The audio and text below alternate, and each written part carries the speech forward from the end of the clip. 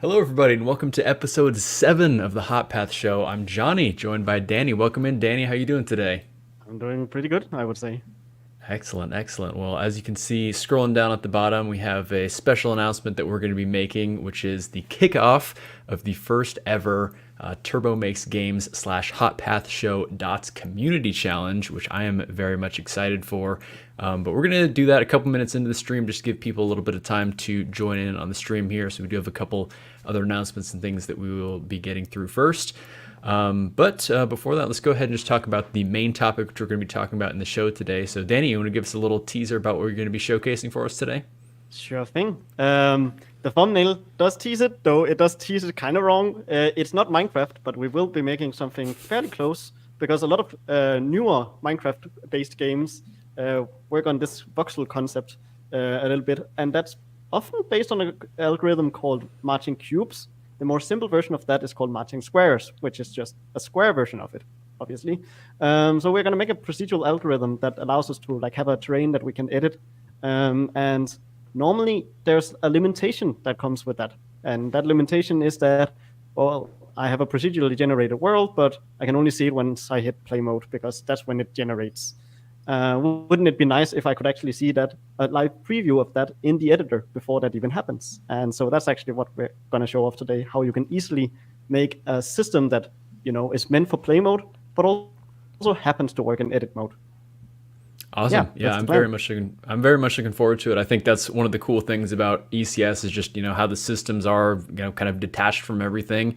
If you want to run them in the editor, they work just fine in the editor. So it's, a lot of cool things that we can do there.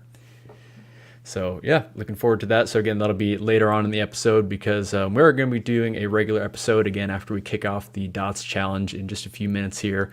But a couple other miscellaneous announcements to get through. Make sure that you wishlist Tobias's game, which is coming out on April 10th, which is called Just Read the Instructions. You can go check it out on Steam. I can go ahead and just share, give you a quick little preview of what this looks like here. As you can see, it's a game where there's tons of enemies. Of course, this game was built completely using Unity's entity component system. It's built off of a custom network stack, which Tobias created. And so very much looking forward to maybe learning a little bit more about his custom network stack on a future episode of the Hot Path Show. And so that kind of does roll into the next announcement that I wanted to bring up, which is the Netcode for Entities tutorial that I've been working on for quite a while is going to be releasing next Friday. So that's March 15th. And so it's going to be up then. And then on that episode of the Hot Path Show for that day, I'm going to be talking about just netcode for entities in general, because there are some things that I want to talk about, just kind of about the project, how it was set up and everything like that, and just kind of talk a little bit candidly about my experience of dealing with netcode for entities and all that. Talk about some of the good things, some of the bad things, and everything in between. And then Tobias should be on that episode as well, and he'll going to be kind of comparing a little bit about how he did some things in his own custom network stack. So I think that'll be a very exciting episode. After that, the following week is GDC, the Game Developers Conference. So a bunch of things happening GDC week. Of course, the first 2 days of GDC, Unity is hosting their Dev Summit Day, where they're going to be talking about all the different upcoming features to the Unity game engine. There's going to be a couple talks specifically on dots. There's one, I think, on the Megacity multiplayer sample, and then there's another specific one on dots baking. And then just kind of, there's going to be the general roadmap talk where we can just get a good general overview about everything that's going on. And I know they're going to be talking about other things related to AI and graphics. So there's a whole bunch of things to talk about. And again, we're going to be doing a dedicated video or a dedicated episode of the Hot Path Show that Friday of GDC week. Just basically talking about, all the cool and exciting things that happened during GDC. So I'm very much looking forward to that one. And there's a couple other, cool announcements related to GDC that I'm going to be talking a little bit more about next week once I have all the details finalized on everything. But regardless, I think it's going to be a very exciting GDC week. And then also I do just want to point out that we have a couple interesting sales and things going on right now. So the Cinti Studio, I'm very much a big fan of the Cinti assets here. They do have a sale going on right now where it's basically just a bundle. For $25, you get a whole bunch of these asset packs here. They have the Roman Ancient Empire one, which is on sale for the first time, and the Polygon Nightclubs is also on sale for the first time as well. So definitely some cool ones if you're into the Cinti assets as much as I am. I'll go ahead and post a link into the chat here, and so you can go ahead and check that out. Also, just real quick, want to let you know that the Unity Asset Store is hosting their own sale right now where they're doing a bunch of flash deals. So for 24 hours at a time, they have a whole bunch of assets going on sale for 70% off. So you can go ahead and check out what they got going on right now. We have a Nature Manufacture one by a friend of the channel, Powell from Nature Manufacture. This is his lava and volcano asset. So anyways, let me grab the link here for this and post this in the chat as well if you all want to go ahead and check out this flash deal. And then real quickly, the last thing that I do just want to mention before we get into kicking off the DOTS challenge here is I just want to remind you that you can support us over on Patreon at patreon.com/turbomakesgames. Really every dollar does go a long way because we are a small operation over here. And so you can get a whole bunch of exciting bonuses. Of course, when you sign up for the Patreon, you get the whole backlog of all the bonuses that you get at the specific tier. And again, all Patreons get access to a monthly bonus video. So previous ones have been a modular data-oriented design one and how I would make Roller Coaster Tycoon 2 using Unity Dots. Other tiers will give you access to this episode in podcast form and other cool bonuses. And of course, I'll be releasing a new bonus episode this month. We'll have to figure out what exactly I want to do it on because there's, again, a bunch of cool things happening this month that I can do it on. So I have a little bit more details for you on that very, very soon. So anyways, with all that, I think it should be about time to go ahead and kick off the DOTS Community Challenge. Is everyone excited for this here? Danny, you ready for it? No, I'm definitely not. No. Come on. Yeah. Of course I'm ready. All right. We've been teasing it for a while, I feel like. I know, yeah. We've been teasing it for a couple weeks now, and we have pretty close to like 70 people already kind of registered for the event so far. So anyways, I won't belabor the point any longer. The challenge is I'm going to have you all create the best performing version of Conway's Game of Life you can using Unity's data-oriented technology stack and their entity component system.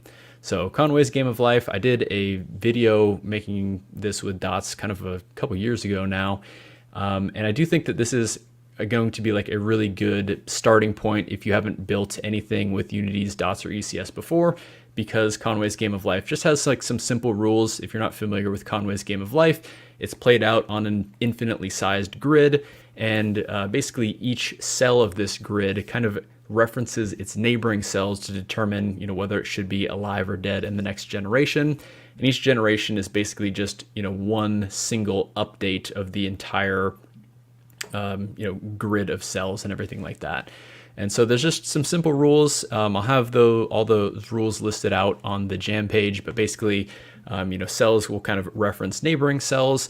And then, from that, some really interesting behavior happens from that. So anyways, let me go ahead and I can switch this over here. So DOTS challenge number 1 is Conway's Game of Life. And let me go ahead and just publish my changes over on the jam page here. So the jam page now has been updated with that Conway's Game of Life. So let me just point out a couple things. I just want to let you know that the point of this challenge is, again, just to do some interesting things with Unity's Dots and ECS. This is an unranked jam, so it's just kind of more like free flowing and allow you to kind of experiment with different ways that you can use Dots and ECS to complete this challenge. Because again, even if you are an advanced user, I think even with this kind of simple challenge, there's a lot of different ways that you can do this. The one thing that I would just say is you must use Unity Dots and ECS as part of as the core part of your application. So basically, don't just write a shader that does the whole simulation. That's not really kind of the point of the challenge. Again, the point of the challenge is just to do some fun stuff with Dots and ECS and kind of explore things in that nature. But feel free to make the game your own if you want to take it a couple steps further and add in some, additional rules to the game of life or some more interesting dimensions to make yours a little bit different, feel free to do so. And then, for the submissions, all that you need to provide is just a final executable of the simulation, a Git repository with all the source code access publicly available so everyone can reference that and learn from it. Because again, that's kind of the purpose of this, is we want to, source a bunch of interesting ideas from the community and be able to share and learn from that. And then finally, just include a development write-up. This can be something, as short as a couple paragraphs or as long as a couple pages if you want, to just kind of talk about kind of your performance optimization strategy, maybe some of the things that you tried that worked versus some of the things that didn't work so well, maybe some of the things that you tried to implement but couldn't for some reason.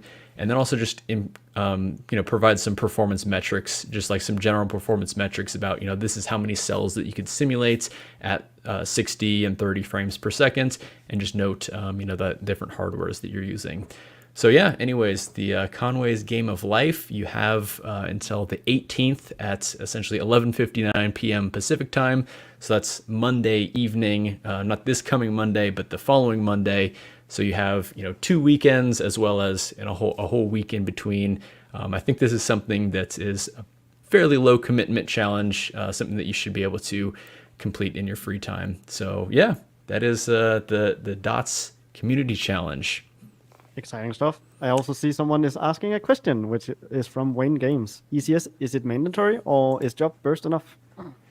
Yeah, so again, I think that's where things get a little bit interesting. I do kind of would prefer that you use ECS as the core part of your application. But if you just want to, if you just want to try something with just jobs and burst and maybe see if that is, much more performant than using entities, and you do that in an interesting way, I think that's totally valid as well. I mean, it's all what people make it, because the first challenge here is just about learning, like trying something that, pushes your own boundaries. Oh, wouldn't it be fun if I made Sean Connery's Game of Life in 3D? Or wouldn't it be fun if I merged it with wave function collapse or some other thing? Or maybe you wanted to try doing the wildest burst thing and have like a bazillion entities drawing. Maybe you wanted to try graphics.draw instance something, which that is still considered dots because you're in the end still using native arrays and you can use burst with that and jobs and so on. So it's all about like how much dots can you use and how interesting can you make it out of that. If that's all makes sense. Yeah, absolutely. Yeah, again, and make it your own, have fun with it. Again, this is just kind of all about exploring and trying different fun things with the community. And I do see that, if we're benchmarking performance, it would be interesting to have a comparison to have one game done without ECS to see how they compare. But again, I think the difficult thing about, something like this is there's a bunch of different ways that you could, of course, implement this with ECS, but there's also a bunch of different ways that you could implement this with just straight up game objects. So, if you want to do, have that as part of your submission where you say like, I want to do kind of like a game object version and a basic ECS version and do those kind of performance comparisons where, you have a little bit more control over both repositories. So it's a little bit more of a one-to-one comparison. I think that could be an interesting way to take that as well.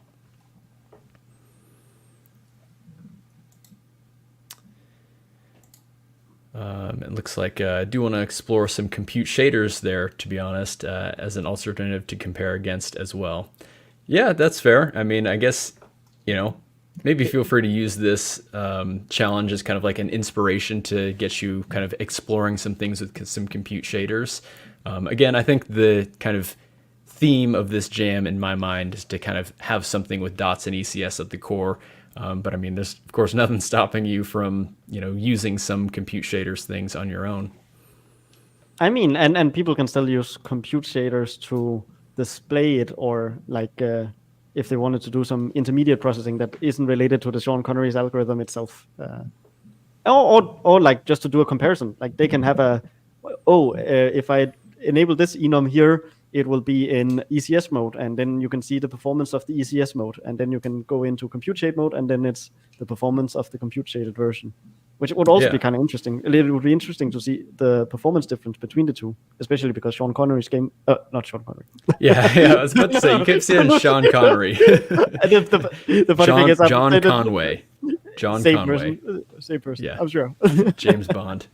Yeah, no, but obviously, his version does work well with computer shaders.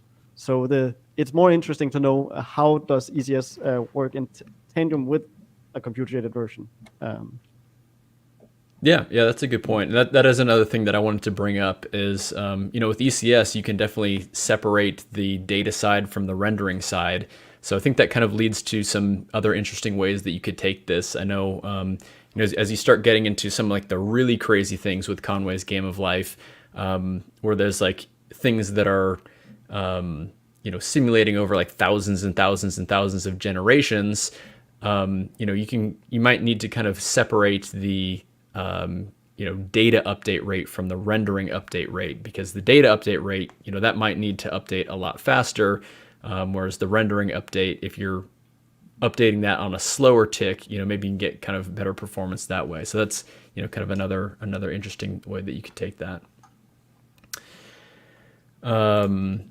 By the way, feel free to go to the Turbo Makes Games Discord. You can get to there at tmg.dev/discord. And then on there, we have a Game Jams channel. So that would probably be the best place to go ahead and share things related to this here. It's just under the kind of game development category. There's a Game Jams channel on there. So good call on that one there. But yeah. So that is the Dots Community Challenge. Again, I'm very much looking forward to seeing what you all come up with, and very excited to be participating in this and myself, because it's been a little while since I've done a Conway's Game of Life, and I've definitely learned a whole lot more about Dots and ECS over the past couple years.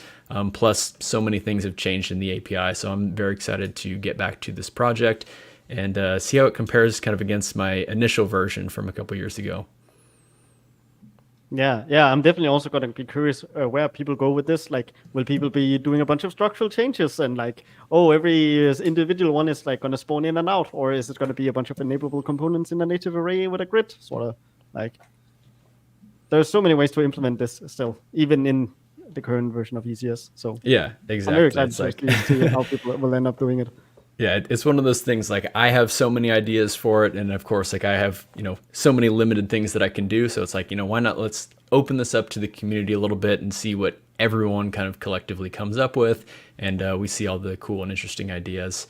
And then again, on the episode of the Hot Path show after the GDC one, so it's going to be the March 29th episode, we're going to be revisiting this challenge, and then that episode is going to be dedicated to going through the submissions and finding some of the interesting things that you all created, and just kind of, talking about some of our own implementations. Because again, I plan on doing it. I think Tobias is as well. And Danny, of course, you're welcome to. I know you're a very busy person, but I hope I have time. I really do want to do it. It's been a while since I've done that algorithm, but we'll see. Yeah. The cool thing is, like with Conway's Game of Life, it is a pretty simple to get the rules just implemented. I think a lot more of the interesting things come into, how do you kind of set it up optimally for performance. But, as far as like the, actual rules of the simulation, it's pretty straightforward and easy. Nice. Sweet.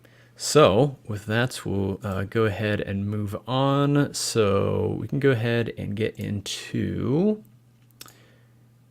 the prefetch, which is our warm-up topic of the week here.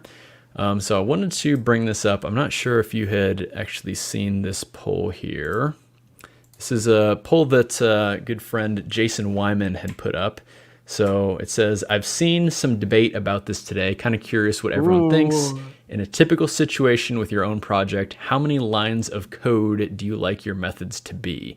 So the responses are 5 or less, 5 to 10, 11 to 20, or doesn't matter at all. So I had already answered in this poll, but I removed my answer because I want to see what you have to say and see if we have the same answer or different answer or what. So how would you answer this? To me, it doesn't matter at all.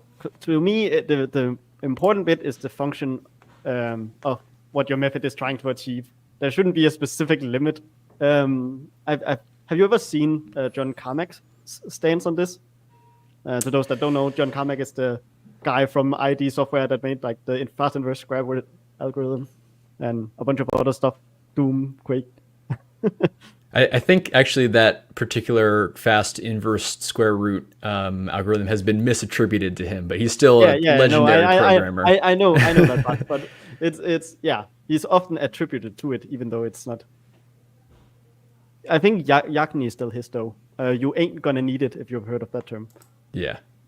Yeah, but anyways, he actually has a stance on this as well, on inline code, where he basically compares. Are you meant to do function A, B, and C, or are you meant to be doing like one function has just A, B, and C just inlined into it with comments above saying this is what this section of the code is doing, this is what this section of the code is doing.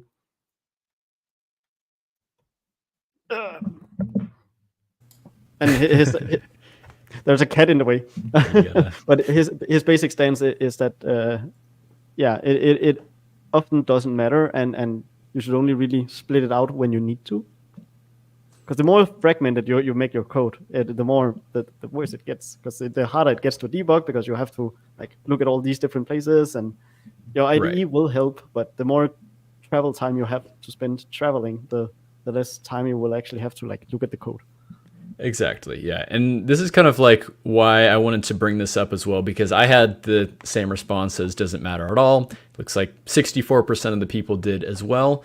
But on Jason's live show that he does last week, he kind of brought this up and was basically saying, 64% of developers are wrong because he disagrees with this. And I think this kind of, a little bit of why I wanted to bring this up is because I think it goes to show a little bit of the differences between more of the traditional object-oriented programming approach, using solid principles and everything like that, versus what we're using with data-oriented design. I think there's kind of some differences in the theory that end up kind of, manifesting in, specific things like, how many lines of code are in your particular methods.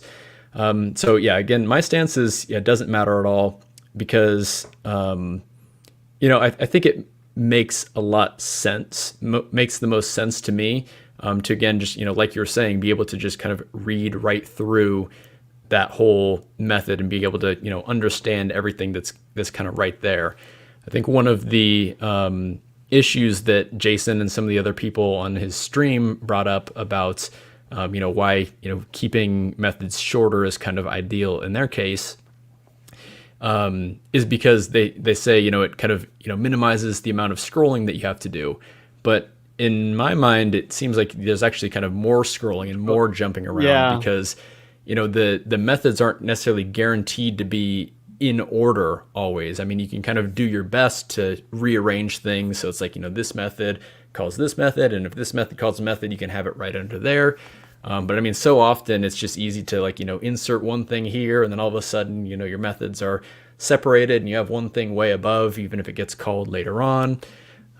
So it's a little bit more, you have to kind of be a little bit more on top of, management if you're kind of, doing things like that. But again, if you're just kind of inlining everything into a single method, then everything is just kind of right there. You don't have to jump around so much, which I think is really nice in my opinion. And especially, go on. If you I was just going to say, and especially with Unity ECS in particular, all the systems are completely separate and kind of like isolated. They kind of have their one single job of things that they do, whereas it kind of lends itself a lot better to doing this kind of approach where you can literally just have everything inside of an update method, and that's totally fine. It actually does end up getting a little bit more cumbersome if you start calling out things to different methods, because you end up having to like pass in a bunch of variables, and sometimes they need to be reference types versus value types, and you have to consider all that, and then all of a sudden you're like creating these methods that take in like 12 parameters, and it just really ends up being quite a mess there. So it actually just ends up being cleaner for most ECS code to just have everything inside the update loop, and it all makes sense. I actually kind of want to show you this John Carmack post on it, because he actually has it written online. I think it's an old mail, this is quoting, of John Carmack's from 2014, where he goes into terms of, well... Yeah, I have this bookmark, by the way. Do you know whose website that is? No, I don't. Numbernone.com? Yeah, I have no idea. It's Jonathan Blow's website. Oh, really? Yeah. Old people. Oh, that's kind of funny. Yeah. Well, yeah, he John Carmack explains here how like he used to write like minor function inside a major function, and there's also the style B where you are not forward declaring it, but the opposite, and then style C where you just, well, I have minor function feature part A, B, and C inside of my major function. That way you can have everything in line, and it's very nice. And then he goes into like, oh, just to sum it up, you should inline where possible. If you have multiple places, then maybe you should try and put some flags and then inline that. And then if you really need multiple versions, then yeah. But I think this is generally good advice to like one of his other quotes is Yakni, which is, you ain't gonna need it. You're more likely to make some wrong assumptions by trying to pre-abstract a way into a method than you are by just having it written out, and then you later on figure out, oh, I'm doing this twice somewhere, or I'm doing it a third time. This time I'm doing it a third time. Maybe I should just like make a method out of it, because I've now seen 2 other cases where I'm doing it, and the third one I'm now doing is similar enough that I can kind of fit it into the same problem area. Then you know a lot more about the problem area than if you were to just like do that from the start. Yeah, and that actually brings up a couple other points that I wanted to bring up. Is, pretty much the only time that I use functions inside of an ECS system is, like you mentioned, when I am doing something multiple times, and maybe I do need to change some parameters between the different ones. Because of course you don't necessarily want to be, copy paste repeating yourself all over the place with just, these small little things here and there. So, of course, still use the language features of methods when they're available to you. Just don't go overboard saying, each little thing should be its own method. So that's one thing. And then another thing that I wanted to say is, while we're kind of bringing up, the amount of lines of code, of course, don't, how should I phrase this? It's not saying to just kind of write as many lines of code as you want, for no reason. I think one thing that's, extremely important about writing good code is actually reducing complexity. And when you reduce complexity, don't be afraid to delete a bunch of code that, is not really doing anything, or, just kind of adding needless complexity to your application. I think that is something that, we could, as developers, do a little bit more, is kind of working to, reduce the number of lines of code and reduce the complexity, and as such, we'll end up reducing the lines of code. Yeah. I think, what's his name? Chris Zimmerman from Sucker Punch said it kind of nicely, which is that it not only takes 3 examples before you need to like abstract away, but also in a way, programming is a constant fight with complexity. So it's not to be anti-abstraction per se. Abstraction has its place, and that place is when you localize complexity. You're trying to carve out a specific problem area. All these problems I'm seeing here, they are all related. I'm gonna group them together. It's like your abstraction is still a valid abstraction. You just need to make sure that you're abstracting for a specific reason and not doing it too early, because often it's pre-generalization that is the root of all evil. Not doing abstraction for the sake of doing abstraction. Exactly. It's not anti-abstraction. We're not against abstraction. It's just right. Yeah. Do it for a reason. It's as simple as that. Yeah, I'm on board with all that. Cool. Anything else you got to say on that? No, I don't think so. Cool. Sounds good to me. Well, we can go ahead and move over to our error correction code, because we do actually have a write-in from somebody from the previous episode. I know, Danny, I think you were in the chat last week when we were talking about the whole Unity China stuff. Oh yeah, it kind of happened on accident. Was it? Yeah. Yeah. So, yeah, for the people who may not have caught the last episode, I do have, I did break out a clip of this on the Hot Path Show Clips channel, where we're talking about Unity China. Basically, this was kind of making the rounds on the internet where some people, I guess, found out that Unity China has a bunch of these, engine specific things that are only in the Unity China version that, the regular Unity version doesn't have. And that's because Unity China is kind of like partnered with regular Unity, but they're sort of like separate business entities. So there's kind of like a separation between the development of those. And most people were talking about, the cool and interesting things that are, seem to be competitors to Unreal's Nanite and Lumen.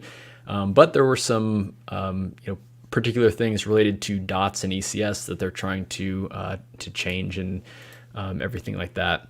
So one kind of point that they brought up was in relation to, they didn't like the archetype structure, and they thought it kind of didn't lend itself well to, I think they said dynamic updates. I forget what the exact terminology that they had used. Yeah, dynamic changes, structural changes, any sort of dynamism. That's not a word. But yeah, so this is where kind of the write-in comes in, because I think that, yeah, we had kind of interpreted those dynamic updates meaning to be more along the lines of structural changes. However, we did get a write-in from YouTube user NU1BS5VC3X. Says, I'm, rolls right off the tongue. Yeah, says, what a nice word. Yeah. Says, I'm a Chinese developer. I think you misunderstood. It's not structural changes, performance problems. In China, we always have the need to hot patch code to update mobile games frequently. Dots cannot support that. Interesting. So yeah, I think it's kind of, a little bit of a misinterpretation that we're thinking that they were like, okay, well, what is the problem with dynamically updating archetypes? We're like, well, I guess structural changes. But it sounds like this is more has to relate to hot patching code to update mobile games, because that is mobile games are extremely popular in China, and they're constantly having to patch things in, and especially probably circumnavigating submitting actual new updates to the game package through whatever equivalent of the app store that they have in China, to just send the updates directly to the game. And so it sounds like Dots doesn't have great support for that. I don't know how much you have to comment on that at all. I honestly don't know. It's kind of interesting just how different the two sides are. Obviously, I can't go into detail too much on how that works, especially because I don't know, honestly. You had mentioned in the chat last week, you're like, oh, I didn't even know that Unity China was doing anything different with ECS. I knew as soon as someone internally told me, but right, but before that, in the exactly past 2 years that they've been working on this, right? And you kind of see that with a lot of companies. It's the classic like ship your org chart sort of vibe. They are kind of their own entity in a way, and so we might not necessarily get updates about that. Right, and there's a whole language barrier in between and everything. So it's... but no, I think it's cool to see that they have like found a specific problem area, and I do hope that we sort of address that in the future. I don't think we're gonna drastically change to a sparse set all of a sudden. That's kind of a move considering we're already an arch type based one. Right. But I don't think like that doesn't mean that we can't necessarily try and solve the problem case though. No, I will be interested to see how we end up looking into it. That's all. It'll be interesting to see if there are any other concrete updates that come from this Unity China, their ECS and everything like that, because it still sounded like they were in the early phases of testing things out, and they didn't like have anything kind of concrete implemented that people could use, but it was still kind of like they're laying out the plan of what they wanted to do, and some of the things that they were going to test. Yeah, and in a way, they're almost pre-testing things for us in that way.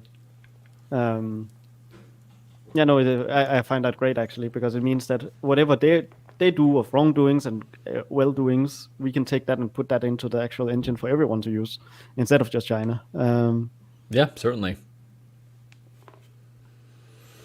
All right, and so with that, we can move over into our cash hit, the Unity Dots quick tip of the week, which is something that I learned about as early as this morning. So actually, we're going to be talking about where I learned this in the next section of this video, but I can go ahead and do a share screen here. We'll go ahead and share. Is it related to the Dots Bootcamp? It is related to the Dots Bootcamp. So yeah, this is something that I learned on the Dots Bootcamp today. Let me just go ahead and hide this. I was supposed to just have the profiler just like this. So this is in my little Netcode for Entities MOBA project that you all will be seeing next week. So I just have the profiler open here. And so one kind of issue with the profiler, specifically when it comes to like scheduling jobs and everything like that, is, we have our systems that are running up here, and we can see, all the systems that are running in our game.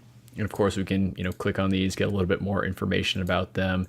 And then down below, if we kind of scroll down a little bit here, we have the jobs. And so these are, all the jobs on the different worker threads. So when I schedule a job in a system, well, that system may only take, a 1/16 of a millisecond or something like that. However, that system could schedule jobs that may end up taking a long time. And so it's not always obvious, what systems are scheduling what jobs. However, the profiler has a very handy way that we can do this. So basically, if you're in the profiler and you have to be on the timeline view, which of course is this, visual graph view, which is super nice, you can go up to the 3 dots menu, and there's actually 3 different 3 dots menus on the profiler. So there's, the main profiler one. You can do colorblind mode, which I didn't know. There's one in kind of this upper graph section. And then finally, there's one above the timeline. And this is the one that you want to go to. And then so you just click this show flow events. And you'll see that we get all these nice little arrows that pop up on all of our systems and all of our jobs here. And so what we can actually do is we can say click on one of these arrows, and then we actually get this nice little graph view that shows exactly the jobs that are being scheduled by that particular system. So it goes down and we have all these little arrows here, and we can click off, and we can kind of do it the opposite way. So we can say, oh, hey, who is scheduling this ghost receive system? So we can click on this, and we can scroll up here. And then we can see that this is being scheduled by, what is this job right here? This is the Ghost Update System Scheduling. So yeah, it's super nice. You can just, again, click on each of these little arrows here. Or I guess you click the job itself, and then it just gives you just, points right down. If this is just scheduling one job, it'll point right to it. If it's scheduling a bunch, it'll point right to those. So that is an extremely handy feature, which I'm definitely going to be having this on by default from now on. Is this something you use, Danny? Yeah, and if I remember, it very much is. And I think if I remember correctly, if you press one of the jobs and then you go from timeline to hierarchy, you should also be able to see it in there, the dependency from one job to another. You can try that now. You have to press one of the jobs first. You have to have one of them selected. Yeah. It's a. So like, I mean, theoretically speaking, you can find it in the hierarchy, but it's a lot easier to just pick it out there and then put it out. Yeah. And then once you look at, I think you have to take some of them out again, even more. Like just go deeper into these. Yeah, the deeper. Is it in the on here? Hierarchy? There was another name for hierarchy over there. Raw hierarchy? Yeah, I think you need the raw hierarchy. Because there should be a schedule weight somewhere. I'm surprised it's not showing up. I might be able to show that later once I show my system. Yeah, that's going to be easier. Oh, because this is on a job worker. Does it need to be on the main thread? It should be fine. anyways, we have the arrows. We can see the arrows. They work very nicely. Yeah. I'll show this later once I remember where it is. Okay. Or maybe you have some top secret version of the Unity editor and you're spilling new secrets for us. I don't think I have in this case. In this case, I'm pretty sure I don't. Yeah. All right. Well, so yeah, that is the Unity Dots quick tip of the week here. That is a very good quick tip. Yes, absolutely. So yeah, now I wanted to just go over into the context switch and just kind of talk a little bit about the Dots Bootcamp that happened this week. So it happened Tuesday to Friday of this week, and they basically just kind of showcased a project that was built with Unity ECS and kind of talked about, how they implemented some of the main things using Unity ECS. Basically, the project was a fire brigade project where they have just like a giant field of a bunch of cells, and then each of these cells can kind of like randomly catch on fire. And then the fire, as the fire intensity grows for a particular cell, then it can actually start spreading to the cells around it. So this actually goes into kind of relates to a couple of things with our Dots challenge, which is the game of life, because again, it's played out on a grid of cells, and I think there are kind of some interesting things that came up in the Dots Bootcamp that could kind of apply to that. And so, Danny, you actually were part of the Dots Bootcamp. Yeah. You were answering some of the questions during the Q&A section and hopped on the kind of portion afterwards. So. Just kind of want to start maybe just getting your thoughts on the the boot camp overall, and we can maybe talk about some of the other specific things that we might have learned from that as well. Sure. I was there Monday and I think part of Tuesday and not Wednesday. So I definitely wasn't there for all of it. That being said, it did look like it went kind of well. I do know there was some initial problems of like making sure that we communicated like what is the difficulty level, like how hard is this actually going to be for people to learn. Right. There was also some like, should we always be on camera? Should we only sometimes be on camera struggles? Also, but other than that, I think it was great. I think it was very cool to see this like format of Brian and Mike talking with each other, kind of communicating on how the project was set up. Mike was very good about like asking questions that like led into what it was going to be. Yeah, he had some really good questions. I think that it made it flow very well, and also allowed Brian to get to some very important points. Yeah. Like there was definitely some times where I was like, I wish they used another API here. Like I remember iJob Parallel 4 being used, which that is like one of my peak annoyances is so far is whenever someone uses iJob Parallel 4, and this is because not many people know about it, but there is something called iJob 4, and iJob 4 is essentially iJob Parallel 4, just with the only exception, instead of saying as in the name iJob Parallel 4, you can only schedule that in a parallel fashion. Whereas iJob 4 at invocation side, you say either schedule or schedule parallel. And so you can do either or, which is very similar and was also built similar to all our other API in entities. It was actually built by an entities person, my manager, in order to make the API more cohesive with everything else. Because is that a more recent addition to the API? I think it's like 3-4 years old at this point, actually. Oh, but okay. It's so that's just hidden. part of the regular Unity jobs package, I'm guessing. I think it is at this point. I don't quote me on it. I think it's in the same package that native list is. Okay. Yeah, but I remember native list being in a different package than native array. Because native array is in default Unity or it lives in a separate place. Right. Yeah. And then I think at one point they had like a collections package, but is that still a thing, or did that get merged into jobs? There was a job. I think it was that there was a jobs package, and now jobs are in collections. Of course. Yeah, I don't know why that. Yeah, that's a whole. But anyways, I think at least if you have ECS installed, you will always have iJob 4. Yeah. And I'm pretty sure if you have the collection package already there, you will have iJob 4. Yeah, and that kind of leads into some of the other things I wanted to talk about. Like I did think it was cool that they showcased, just how to do regular jobs, even though they used the iJob Parallel 4, it's still interesting that they showed how to use those and kind of, talked about why they use those and kind of the specific use cases for that. Yeah, I definitely agree. They're also Yeah. very good about like going into the profile or showing the different ways of doing the same things. Yeah, exactly. And they kind of showed the different implementations, and it was kind of cool to see because like, the code is mostly the same in the three different things that they're doing, whether they're doing it on the main thread or scheduling it or doing a schedule parallel. I mean, it's the same work every time, but it's just kind of like the things around it about how you schedule the job is really the only thing that's changing.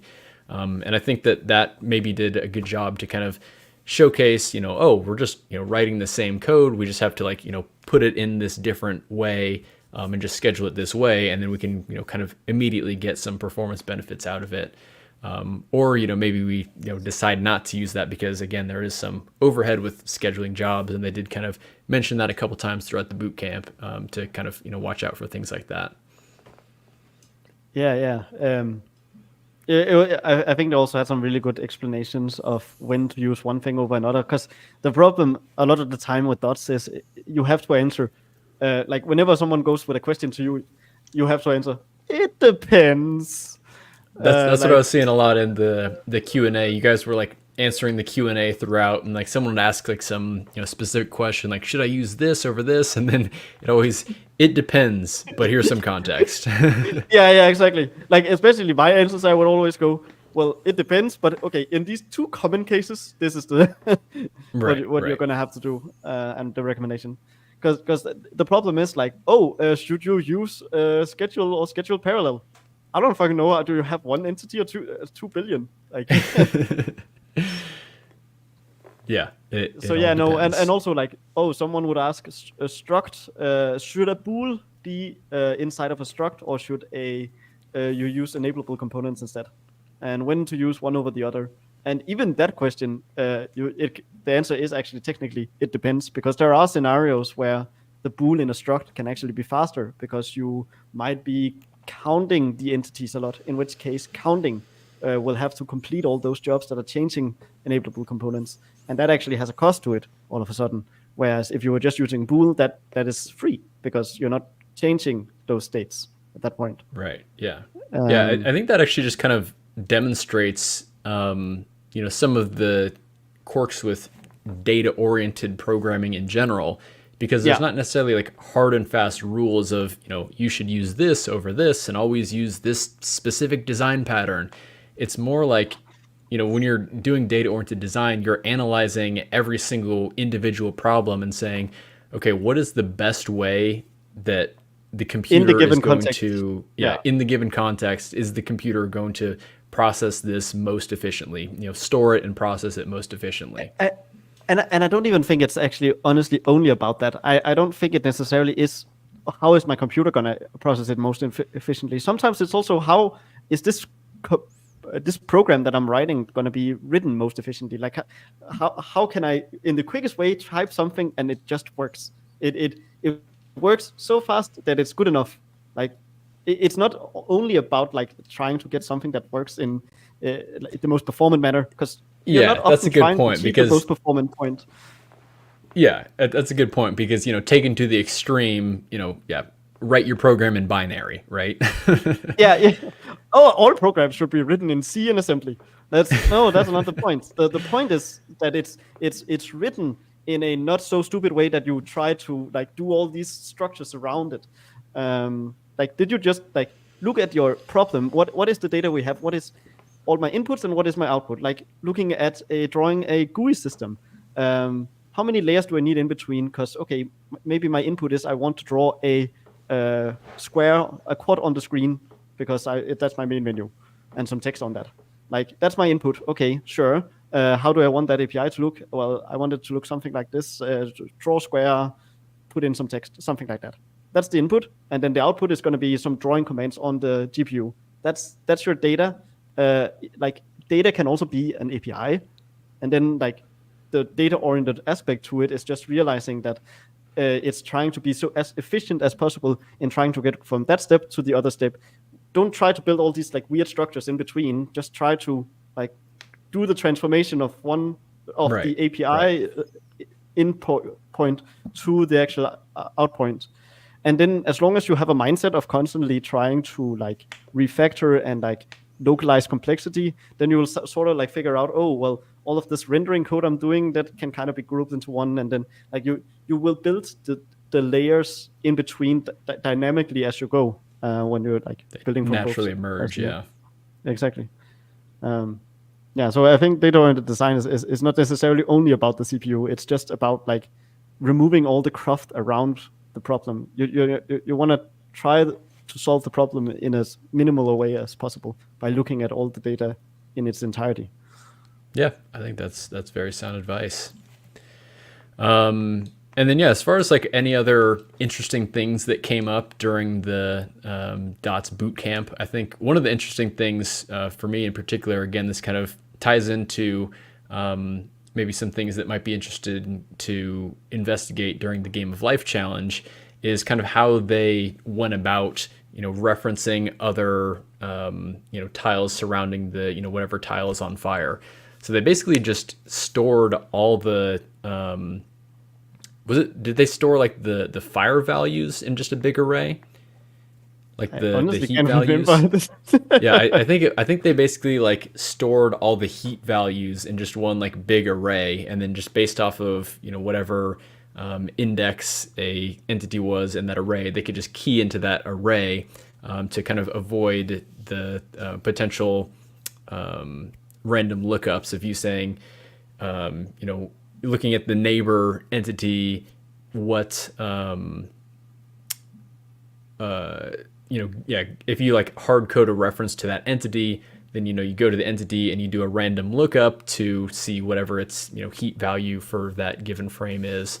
They just kind of stored all that heat values in just like a dynamic buffer that they were able to key into in parallel, and that was kind of how they approached that problem. So I think that was kind of like an interesting solution to that, to avoid those random lookups.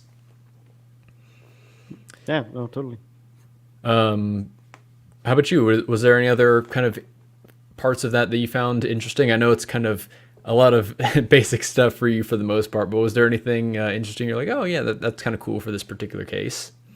Well, I mean, for me, the most interesting bit was obviously just like looking at the QA. What kind of questions did people have about the API? What is still the source?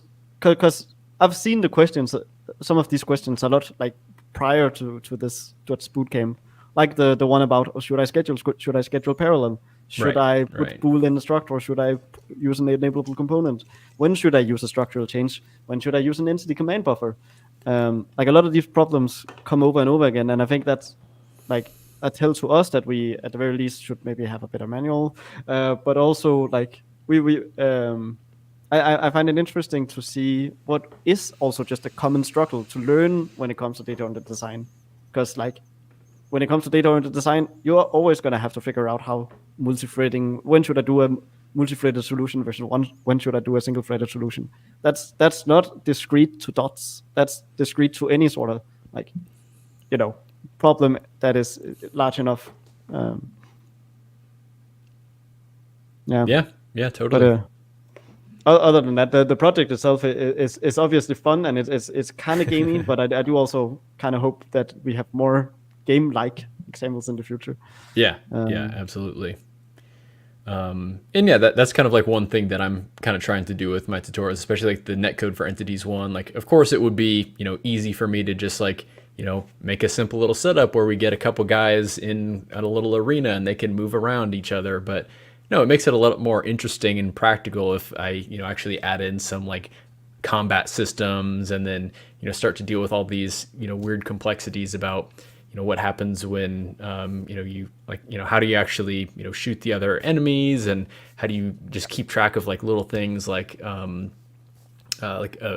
ability cooldown timers, just kind of like some things that you have to think about that might not always be obvious problems to solve in a netcode context. That's just kind of that example, but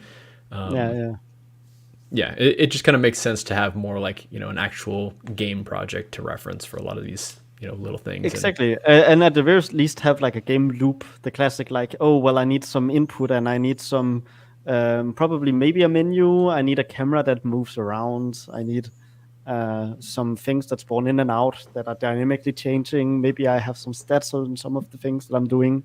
Like these are all very common game problems to solve. And if that's always my like worry whenever someone does a project in general, trying to teach it is just it needs to have some level of that, have some level of a core game loop that is trying to achieve. Like a game jam game is enough to show off for the most part.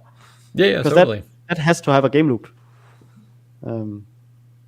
Also, if by the way, I this is kind of a quick tangent, but if anyone is in Scandinavia, I can definitely recommend Nordic Game Jam because I'm going to be there with some other Unity folk to do a game jam in person. When's that happening? That's happening 18th of April to 4 days later. Okay, cool. Yeah, it's happening in Copenhagen. It's one of the biggest in Europe. One of the biggest festivals. Yeah, I remember. I think I saw it like last year. A bunch of people posting things about it and everything. So seems like a fun event. Yeah, I think the most popular game that came out of it is called Baba Is You, if you've ever heard of it. Oh yeah, of course. Yeah. Yeah. That's awesome.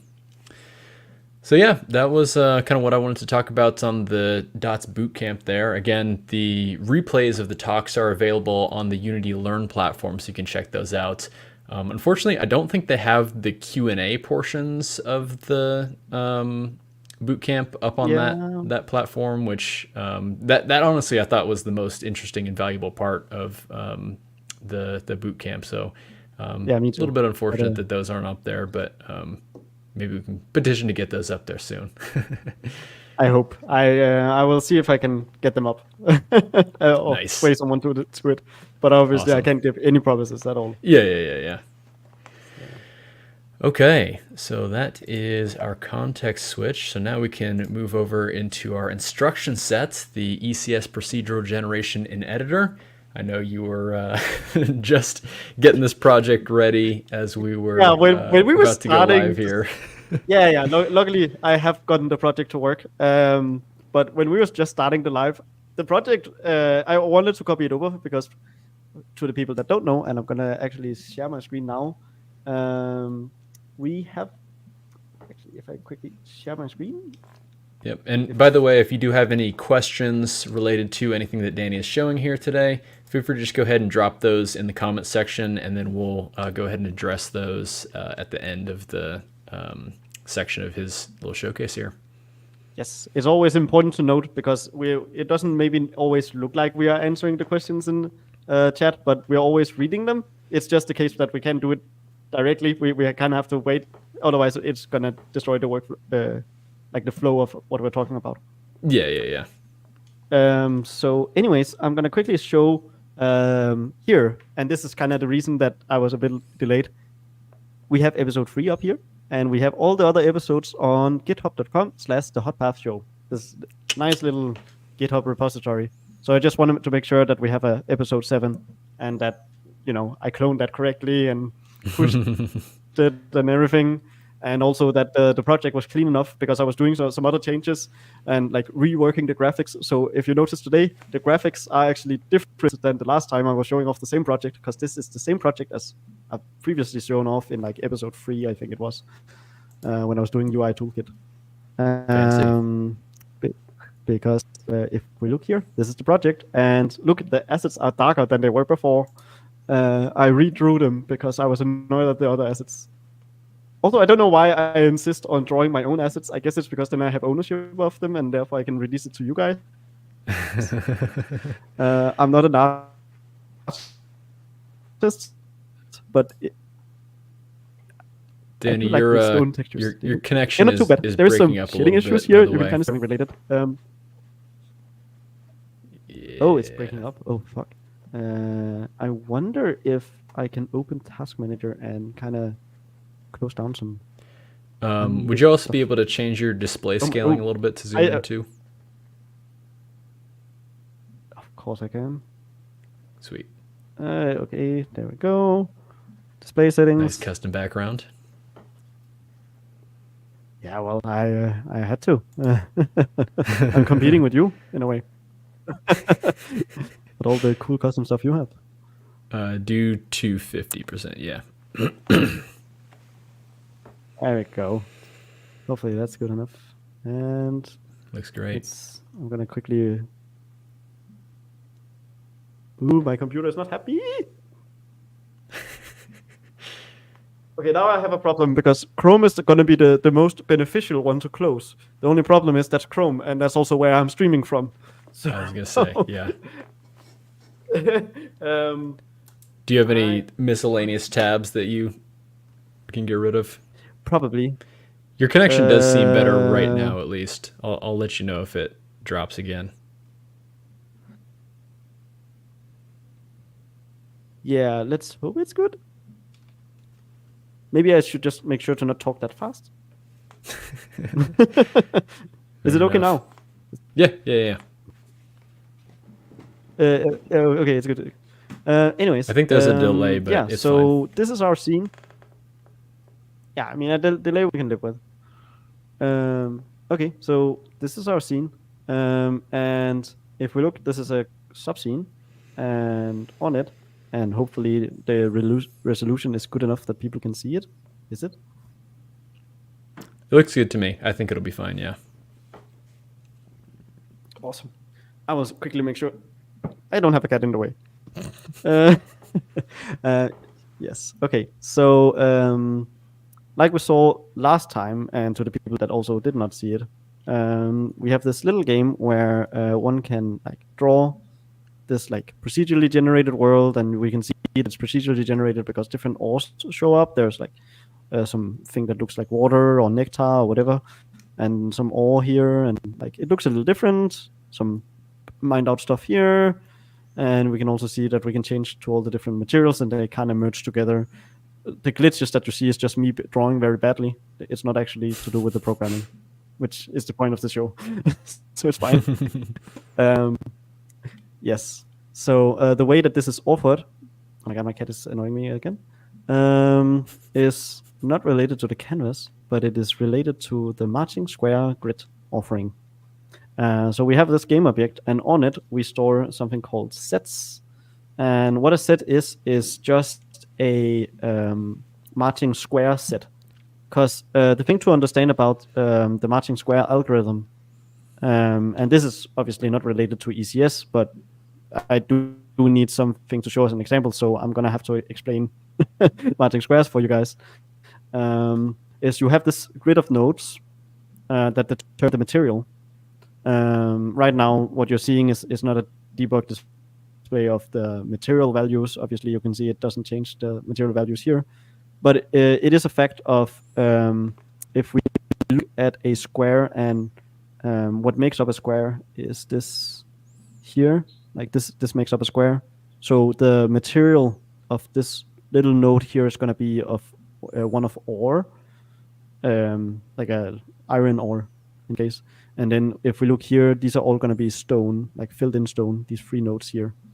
So do those nodes represent kind of the edges, like the corners basically of a node or square? Yeah.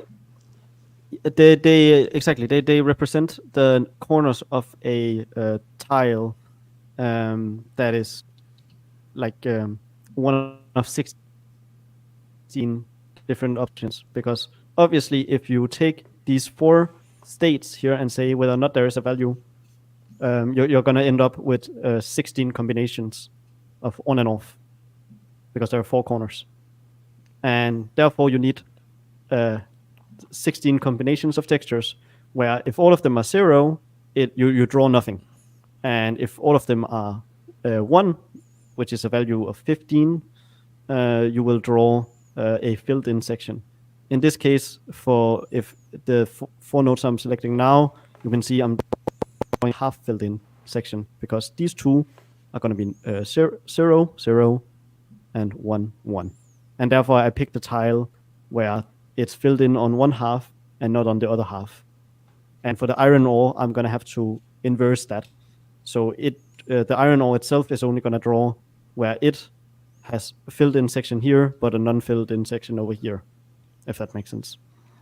Yep.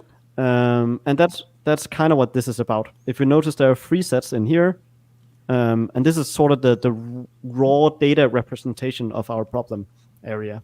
Is we have 3 ores, and I guess a 0 ore, but that's just the non-existence of any material being there.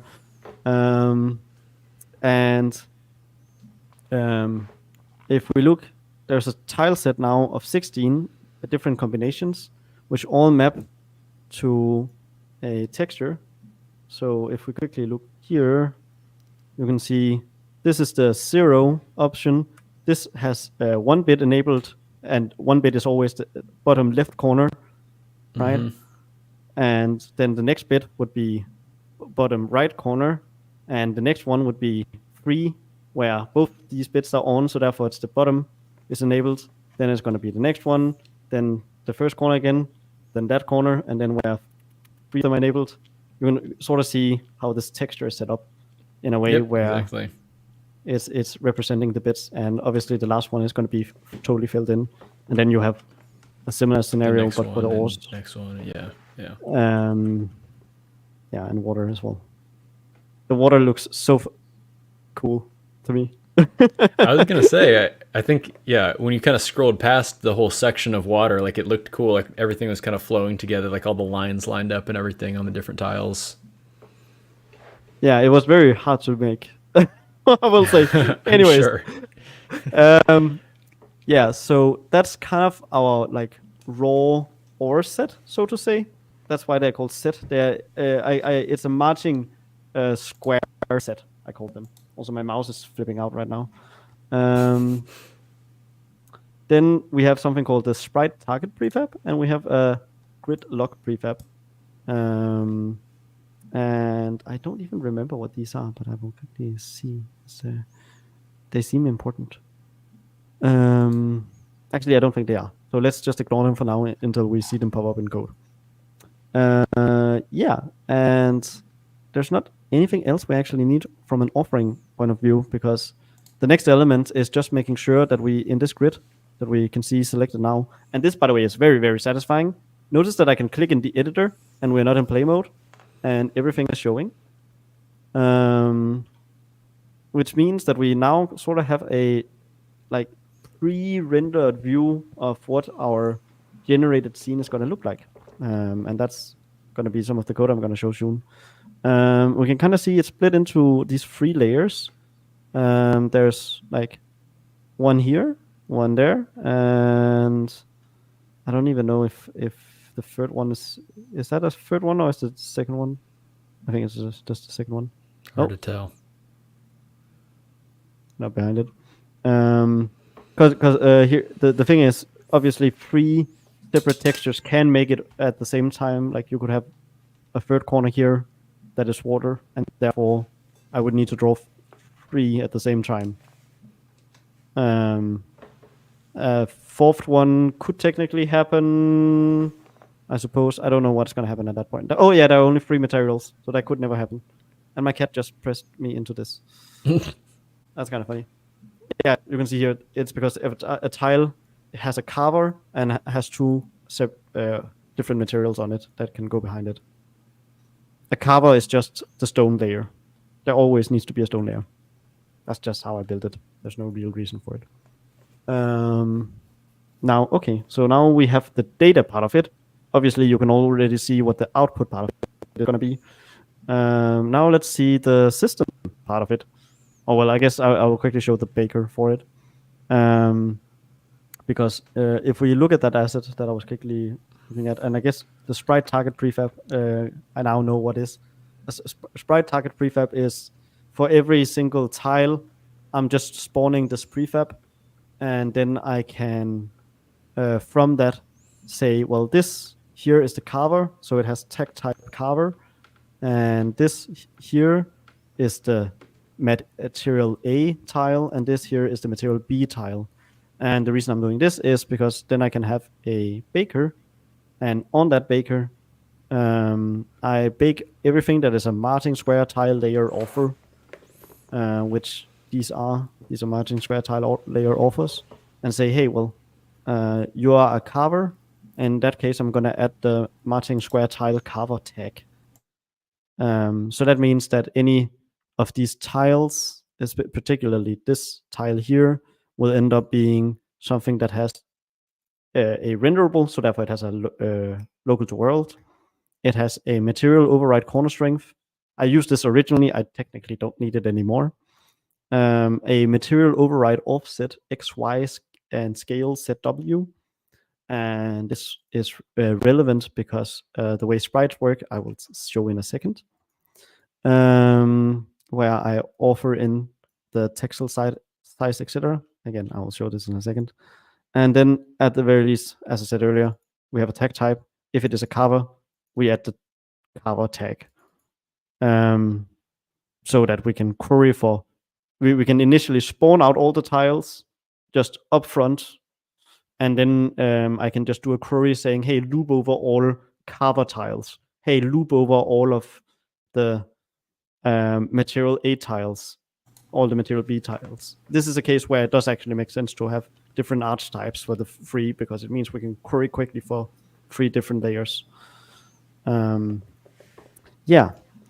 Now I'm going to quickly show what this material override offset XY scale is. And it kind of has to do with the fact that, look at these wacky things that almost look like legs. They are, in fact, an artifact of them being a sprite from a sprite sheet, because entities does not support sprites. They do, however, support normal mesh drawing, so you can draw a quad totally fine. Right. And that quad can have a material on it, and therefore it can have a custom shader on it. So I have written a custom shader graph, which is a fairly simple shader graph. So I guess there is actually going to be some shader explanation in this tutorial, but it's not a very advanced one. Yeah, this is the entire shader. And what it essentially does is we have this texture here, which is our main texture, which is the sprite sheet that contains all tiles in the whole game and all other assets. And it's split up into like, specific small sections where the actual like given tile that we want is gonna be, and therefore we need to change both the scale and the offset. So we change the scale at the start because the scale of the texture is not going to end up changing later on. So therefore, the scale is just going to be, the size of a tile. So we end up, we know the full length of the whole sprite sheet, and then we just divide it up into like a 60. I think we divide it by 16 minus some amount or something. We saw that in code earlier. That is what we're doing here. I guess we're saying sprite sheet textile size times 32, which will end up giving us 32 pixels, I suppose. Yeah. And then we also, we don't see it here that we bake in the offset, because where we actually bake in the offset is out here. Because when we saw earlier, this is actually where we define the sprite. No, not the canvas, but the marching square one. The sets here. Boom, boom. This is what actually defined, like a sprite is defined by the offset. So I can simply, now that I have the correct size, I just need to set the offset. So every frame to set up my grid, I now just change the offset, which is very nice. And technically you could change instead of changing an offset, you could also change the material mesh info, which would therefore change a 3D model instead. So you could do this with the 3D model fairly easily if you just use a render mesh array. And we might have a tutorial in the future about that, because I'm very curious about trying to do that. I think I kind of mentioned that in a previous video where I was like, wouldn't it be fun if Voxel, we did a Voxel editor? Yeah. So anyways, I think that was the last episode. If we look, is this a cave grid offer? Marching square, I suppose it is. yeah, here we can see that Cave Grid offer, this is the thing that we were looking at earlier, this one, is a array of sets, and every set is made up of 16 sprites, and 16 sprites then end up in here. So for every single set, we add a buffer of matching square set, and every match square set is an element in that buffer that contains all the 16 different offsets, if that sort of makes sense. You can also see I have added comments here saying, well, this is the left bottom corner, this is the right bottom, this is just the bottom, this is the right top, this is the left bottom and the right top, this is the etc. So you can kind of see all the different combinations, and we just store that inside one buffer element because I need those. I need these offsets anyways, so it's not going to cost me that much to just contain it all inside one structure. It would actually add more overhead if I had, like, I don't know, one big buffer and I had to divide it by 16. It would also make it harder to think about the problem.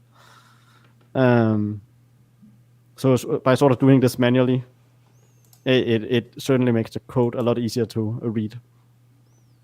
The only other thing I'm doing here is making sure that our big offering element that knows all and tells all not only knows about the matching square sets that exist, but also it is not going to be a movable entity itself because it's just some offering data that we need. It also has the tile prefabs so that we can spawn a bunch of tiles, and the gridlock prefab is remember when I showed all the little grid cells? That's what this is going to help me spawn. I only use those for debugging. They're not actually part of the game itself. So that's all of the offering part of this. Obviously, we're soon going to get to the point where we can see why it also works in the editor. But for now, the important part of offering for something you want to be ready for the editor is just to make sure that you have a database setup. Like the one of the problems that can often arise if you're trying to write something that also works in the editor is you can't have something that is dynamically changing. It like you don't want a native array dynamically sort of like I press a button and then it has like a static that you add to. There's some weird specific cases that you can get into. You sort of need to make sure that you just have, this is the data, and from that piece of data that I have, and that it's not changing, sort of like a declarative language like CSS and HTML. It's just there. It knows that it can read from it, and then the product of your algorithm, procedural algorithm, in this case, matching squares, will just produce it live dynamically. And that's the part that can be dynamic, which does mean it has to be able to reproduce this fairly fast, because obviously otherwise it's going to end up lacking your editor, or either fast or asynchronously, right? Which there are other ways of doing. Now I think we're going to go into the actual system, which is called the matching square system. I just need to find it. Damage system, construction system, Cape grid system, I think it is. Yes, correct. Holy shit, there's a lot of stuff in here. We just want the important bit, which is the cave system. Cave grid system, yes. So I'm updating after the transform system group.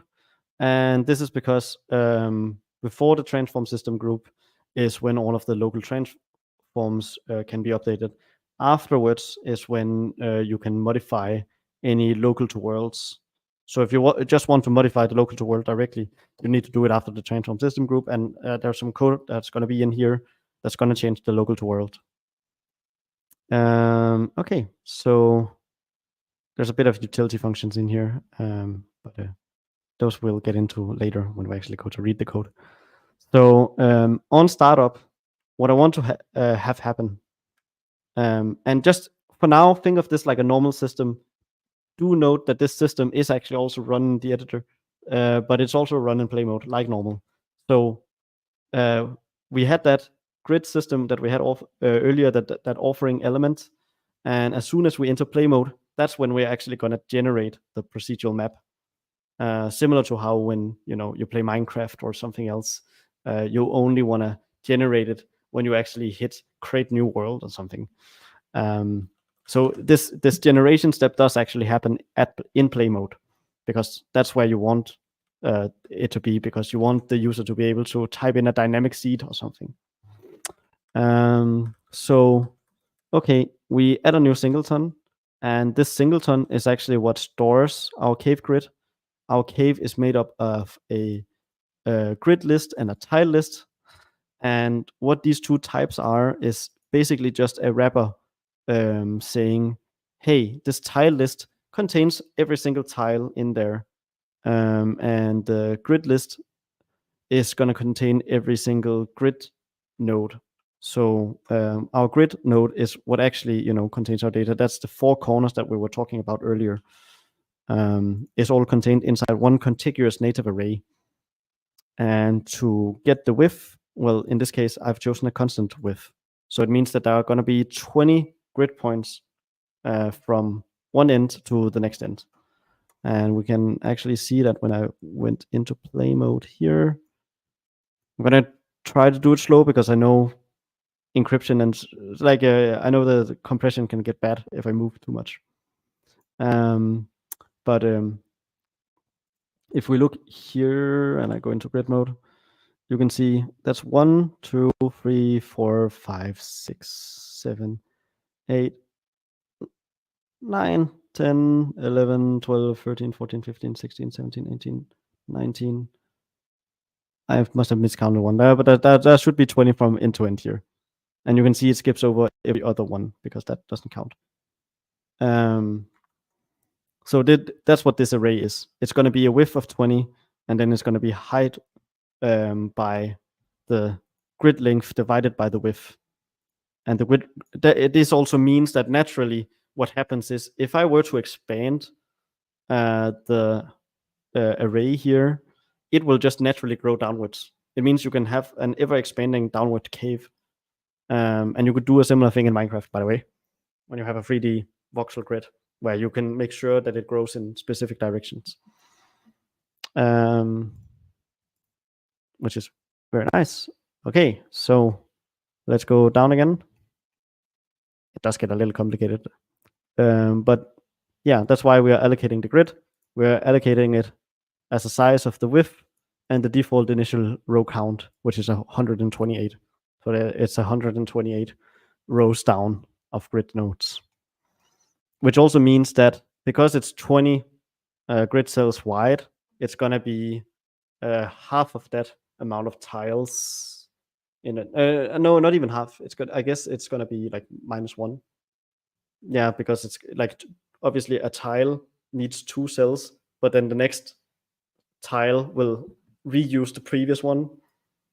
And that keeps going until the end, where it will have reused the previous one, but then it still needs the new one, so it's going to be 19. It's kind of hard to visualize, but I hope that made sense. Yeah, okay, so we add this singleton to our system. We say that the grid length is equal to the width times the singleton row, and then we resize the tile amount. This is kind of boring, but anyways, what ends up happening here is that what we want to do initially when we have our onCreate is that when the system spawns, we've set up an array that contains our entire grid, and in that grid, it has done the procedural algorithm. This could also just as well have been inside of you hit a button and only then does this an on start running. So when you press a button, an entity spawns, and then on start running starts calling all of this initialization, setting up where the ore is going to be, what water is going to be, where the ore is going to be, where the air is going to be, how you mix all of these together. Like you can see in here, there's this sort of hole made, And the way that hole is works is that it checks, hey, if the y is 0 or 1. So 0 or 1, 0 is up here, 1 is here. And it is 6 or 7, 6, 7, then you should pick air. Otherwise, you should pick rock. Oops. And then that's what we assign to the grid cell. So that means now this is going to properly fill out this entire grid with all the materials of that grid. And we have a nice little native array that has everything we need. In on the thread, we obviously dispose the data. I don't think we need to go into detail on that. On start running, make sure that we spawn the prefab tiles at this point. The reason we can't do this in onCreate is that, like with any sort of offering dependency, we need to wait for that scene to have loaded. onCreate might run before a subscene has loaded, and so therefore we need to wait for that subscene to have loaded, and therefore we do it in on start running. This is also where we say state required for update March square data, and the March square data was this data over here. So we're waiting on that data to exist so that we can spawn a bunch of tiles, because as you can also see here, all the tiles are known from that March square data. Yeah, and then we get from the singleton is where we get the cape grid height, and then we just loop. So for all of the width -1, as I said earlier, we spawn a tile and we set the position of that tile through the local transform. It's kind of ironic in a way that I'm setting it through the local transform here, because I am saying update after, but it does mean that what's it called? It will cause a 1 frame delay, but since the offset also matters, and the first offset in the sprite grid is invisible, that is actually not going to show any problem. Another way of solving this is just to have this specific part in another system, because the actual on update is what needs the changing of the local to world. But yeah, okay, so every single frame, and this is a frame in the game. We're not yet at the point where we are going to say anything about the editor. Every single frame, we want to make sure that if you had updated the grid, and there's some optimization you can do here, like don't do it every single frame, do it every single frame where someone has made a change to the grid. Then you should update the 3 tiles. Again, we remember we had the carver, the material A, and the material B. And so first we update the outline. I don't know why I call it the outline tile, because it is clearly the carver tile, which I wrote in caps. But you can see here, I'm saying, hey, for every single local to world that has a material override offset XY, and a carver, and that is a carver, please let me change some values on that. What values am I going to change? I'm going to change the offset on it, so that I can make sure that this specific tile is going to draw the correct tile. And the way that it knows the correct tile in this case is from its input. What was the input? Well, the input was the native array that we just created earlier with all the correct ors in it. So if we look here, corners equals 1 minus int4 saturated. Well, what that means is that we sort of want the inverse, and that just has to do with how the texture is set up. Is this here is what samples the 4 corners, right? So it takes the local to world. It has this little utility function. It's just a static function that returns. You can see here, it returns an int2 for the grid array.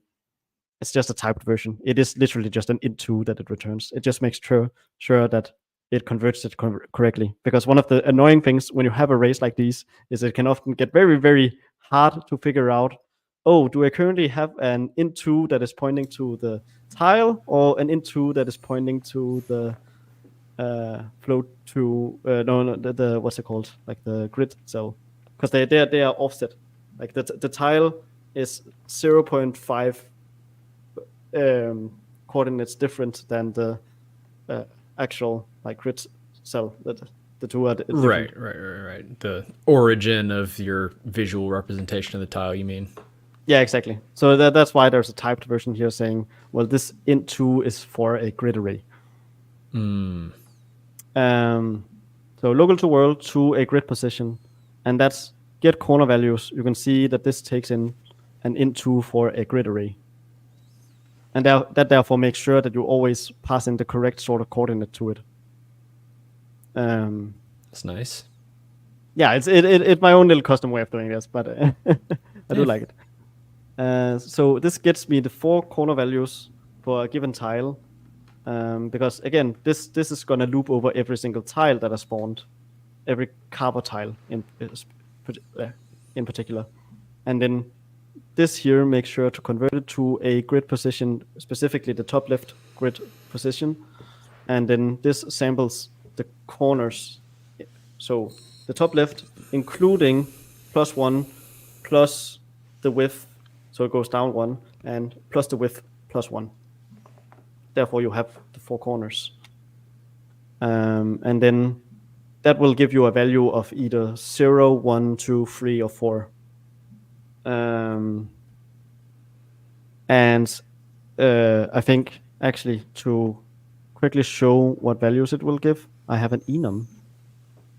Boom, here. Because that's the other part. Cave material type. So 0 is rock, 1 is air, 3 is, wait, did I say that? 2 is ore, 3 is water.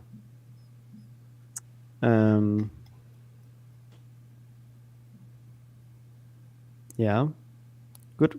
And that means that since 0 is stone, and what we can see here is that we have, okay, corners equals highest corner.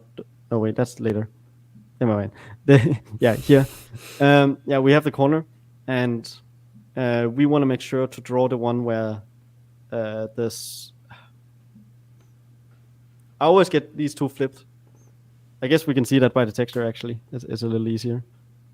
Yeah, okay. 0 is the one where there's no stone in it, but since we have an enum where 1 is the value of air, therefore, if 1 is here, then we want a value of 0. If 0 is here, then we want a value of 1. Because that's how the texture is drawn, right, not how the enum is set up. Flip the mapping. Exactly. So that's what we see here. Once that mapping has been flipped, I've flipped over all of the int4, right? All of the 4 corners values, and then I just merge them together. And that makes like our get offset from this. Because remember earlier we had an array where this is offset 0, this is offset 1, 2, 3, 4, 5, etc. We have this little nice utility that makes sure that we can use this as if it were an array. So you use this type as an array. It's kind of funny. So yeah, I pick the stone set. The stone set is the first set, so that's the 0 part here. Please, from the stone set, give me an offset of the based on the combined value of the 4 corners. And this is the X corner. This is the Y corner, which is the top, I guess the bottom right. And this is the so on, right? Yep. Just like we saw earlier. And this live updates those values. And then that's the stone covered. Then we just need to make sure that we also cover any other X material. So I have a high preference on the stone here just because I felt like for this sort of generation, I wanted stone to always be visible. But down here is where you can see that it will actually also work with n number of materials. And that's because, as we did before, we got the corner values like the last time around. But we remember that the corner values, and by the way, the reason that we saturate here, they can be above 1. They are a value of 0 to the size of the enum, and the enum represents the amount of types that we have. Like types of ores and types of, it's water, stone, rock here, right? Yeah, whatever tile type, yeah. Yeah, exactly, tile types. And then we sort the 4 numbers. That means that we now, in this container here, know that the x value is always going to be the highest value, and then the y is going to be the next highest, and so on, right? So this just makes sure to sort those 4 numbers in the corner. Which means that we now have a stable ID of what is going to be the lowest material. And that's what I'm getting here. I'm basically just asking, hey, which of these 4 corners map to the lowest material? Then say 1 minus that, again, because I'm gonna have to convert like this. The equal sign here will give me a 0 to 1 value, right? And then I still have to do that reversion that I did on the other one as well. Again, because that's how the assets are drawn. If I had just drawn them correctly, I didn't have to do this flipping. Hey, that's game development. Sometimes you got to do that, right? Those little hacks to work with whatever assets you got. Yeah, exactly.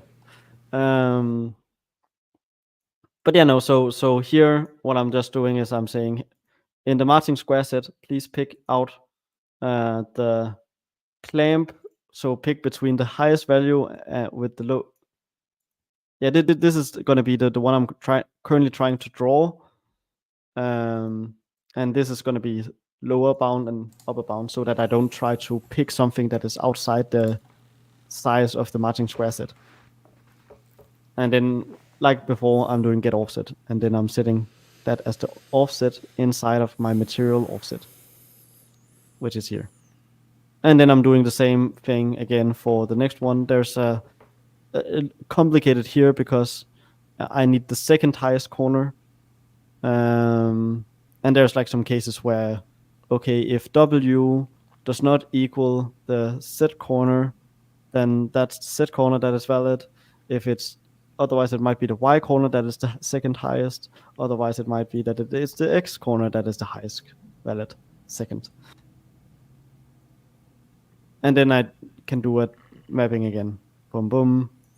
And this corner strength here just makes sure that I can either I draw that tile or I don't draw it. I don't want to draw something that doesn't have a valid second. And that's sort of it for how I'm updating the tiles. The only specific thing, and notice how all of this is like, I am spawning and instantiating a set of tiles. I am updating those tiles to the correct values. But because all of this is based on data and that this is run as soon as I enter play mode, it's actually gonna be totally fine if this was also an edit mode system, because the difference between the two is that an edit mode system, you can sort of think of them as doing the same step just when you exit play mode. So when you exit play mode, it will run crate of an edit mode system. So therefore, it will make sure that we, have set up a native initialization array. Logic all starts and everything. Exactly, and it will probably instantiate as well as soon as I exit play mode, and then it will again update all the values correctly. And so if we look up here, I had, and this is, I don't mean this lightly. I had written this out during like one day, and then I went at the end of the day, wait a fucking moment, wouldn't it work to just put this attribute up top? so I did. I just like put this right here, because we were doing like a hack week. This was initially made for a hack week. Oh yeah, okay. So I was kind of on a time limit on getting everything to work as quickly as possible. But yeah, this just worked out of the box, typing in editor, and that was because the initialization and on create is already, written in this way where everything is just spawned as soon as you exit play mode. And that means that this system both works in play mode and in edit mode. I didn't have to write two different generation systems. And that's sort of it. Now, do you have to do any sort of cleanup at all? Like when you enter play mode, do you have to like delete any of the editor entities so that the play mode entities can now spawn, or does that all just kind of... that all sort of works because as soon as when I press play here, what actually ends up happening is I'm going to call dispose on my editor world. The editor world just gets completely destroyed, of course, yeah. Exactly. The editor world that gets disposed, and then the play mode world gets entered and therefore created. And vice versa, as soon as I exit play mode, it's my play mode world that gets destroyed, and then it just enters the edit world. Yeah, no, it's fairly easy. So as long as you've made sure that your on destroy also, destroys things properly, it's gonna be very nice to write this. Anyways, I guess that's all. Is there questions? I would assume there are. That's awesome. Yeah, we do got a couple questions here, and yeah, feel free to ask any other questions that you have that might be related. So first, very important one: how much time did you spend on drawing those textures? I think I was watching a Disney movie or something, like rewatching an old Disney movie while I was drawing them in the weekends before that hack week. Nice. Yeah, that's always the fun thing about doing art asset creations. You can just have like some TV show on or some podcast in the background where it's like, you can't really do that so much with like programming. Yeah, exactly. There's too much focusing when you're trying to program, but art is sort of easy. You sort of just like watch something in the background, sort of. Yeah, it's very nice. Right. Yeah. Cozy. And especially if you're doing something like very like mechanical, where you like are like doing different variations of essentially the same tile. Yeah, exactly. No, I also like once I got down the workflow of how to make these tiles, it wasn't too bad. Sweet. So another related one here. Will it not update on validate / on editor update? So I think for the editor worlds, they do update on like the editor tick, right? It's not like a necessarily 60 frames per second. It's like updated. Exactly. So you can you can see the frame rate in here. There's like a frame rate of none, and then render thread is what you can kind of tell it on. It only updates as soon as I start pressing my mouse down in here. Right. It's making actual changes there. And actually, there's another way of seeing it. If you go into I don't know. Do you know this? Because I know a lot of people don't. You type internal when you're in the help menu, about Unity menu. So you type internal? Yeah, internal. INTERNAL. Yeah. And then you notice it gets this little dot here. And that kind of shows you how. Oh, yeah, and I see it. It's on all the windows now. It is on every single window, and that will now show you how often that window updates. Whoa. Yeah, there you go. New trick. The more you know. I did not know that one. To get rid of it, you obviously just type it again. You don't type external? No. Dang, that's cool. I would have never known that. Yeah, it is sort of... I think it is in our docs. Otherwise, I just gave a oops. Nah, I don't think this is... Interesting. I don't know if it's... I guess it's one of those things like...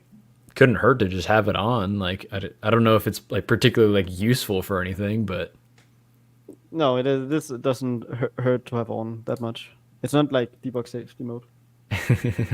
New Unity Easter egg just dropped. This one's going on the Clips channel for sure. Subscribe to Hot Path Show Clips channel, by the way. Yes. Okay. So another one here, could you make networked editor tools so that developers could, for example, work on the same level and design at the same time in editor? Oh, that's I mean, can you? Obviously, that's the answer, yes to everything. The obvious next question is, how long is that going to take? Can you and should you? Yeah, exactly. Oh, should is that also depends on your project. If you're a large enough team, it actually might make sense for you to do so. Yeah. But and I do know the like big developer teams that make their own tools and like basically turn Unity to their own engine. Where this sort of scenario does make sense. I will say that it probably will take a bit in order to get to a point where you have a fully networked editor tool that's going to work to change the same level. That being said, with an approach like the one that I just showed, something like the seed and the types of ore, it might not be live, but you can definitely stream in the seed. You could have a level editor somewhere, constantly change your seed while you're just looking on your screen with a like figure of that number constantly changing, because that's just putting out one number over the network, and sending one number over a network is fairly easy to do live. So that's not too bad. It sort of depends on how much you want to send over live. You obviously can't edit the scene live, and you can't really change these parts here. But what you could do instead is maybe these were not in a offering element. Maybe these were actually a create entity with add buffer instead, and your offering could therefore still happen over the network, because a network request would just be one that's said create entity with X number of sets on it, and then that's what actually has your data on it. And so now you can actually do live editing over the network, right? Because your artist would be the one that live updates the sets. They would be like, you already have the pre-uploaded global texture, because you couldn't send that over the network easily unless you do your own PNG sending sort of technology.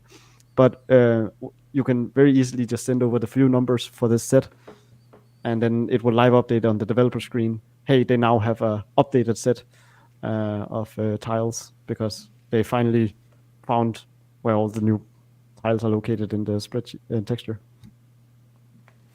Yeah, it could be some cool stuff there.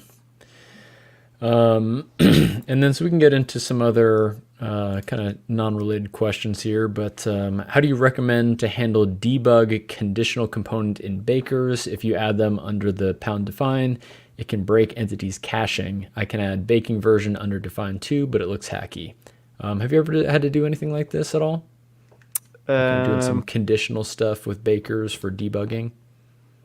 Not with Baker specifically. There are some things to note about bakers. Like I know not many people know about this one in particular. I'm gonna find another trick for you guys, which is there is something called if. What is it called? It's called something editor. Give me 1 second. Is baking for the editor. Okay. And this will only return true if it's currently causing this bake, because it is gonna be in a edit mode world. So this is sort of nice for when you have something you only want to show up in the editor. Yeah. An approach I'm probably going to show at some other point, which is usually when I want to do animations, I want a game object to be spawned, but I still want to be able to see that game object in the editor. And to accomplish that, I want to spawn, have an editor script just spawn up the like mesh so that it's visible. And I only want that to be in the editor, because when I hit play, that's when I want it to not show that thing that I spawned in the editor. I want it to show a game object spawned version of it. So that's where that attribute come in. I haven't seen any particular like cache validation issue, other than obviously you can use the baking version numbers. Another thing you can do for debugging baking, by the way, is people can go into preferences. They can then go into entities in here, and then there is something called show advanced worlds. Advanced worlds. where if they go up here, they can now see all of our like baking worlds. Oh, wow. And it will also show over here. Which dang, we're getting all kinds of weird like little hidden Unity editor features today. Like, you know, with the profiler one, the internal Easter egg, and then now this. Yeah, it's that I see it as a good and a bad thing, because it's cool that the tools are there. It's kind of a problem that they are so Easter eggies that I even have to mention them. It's yeah. Cool. Yeah, I think that's the good solution, though, back onto the baking thing. I think I had demonstrated in a previous episode where you could like, I just had kind of like some Boolean fields available in an editor, and then you could like check mark those, and it would, you know, add or remove components based on if that was checked or not.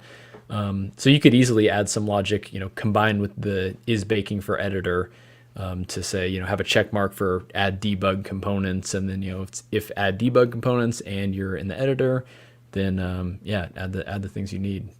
So that sounds cool. So I'm thinking of making a procedural wall system where each wall entity has a reference to its neighbor, and when any wall state changes, it reads its neighbor with a component lookup to set its model. Wondering if component lookup is okay to use like this, just checking whenever any wall entity is added or destroyed. So yeah, the thing with component lookups is they're most often going to result in a cache miss or like a random lookup where it's going to have to go out to memory to, you know, do that lookup, which, you know, depending on how often that you're actually performing those random lookups, you know, that could end up being quite costly. So I think that's like one thing that I was talking about a little earlier with the Dots Bootcamp is kind of like an interesting solution they did, where they just kind of like stored all the you know, values in a easy to use lookup array, so that they could just kind of key right into that array and have that value, which you know, in theory might not be as expensive as going out to memory for entity data.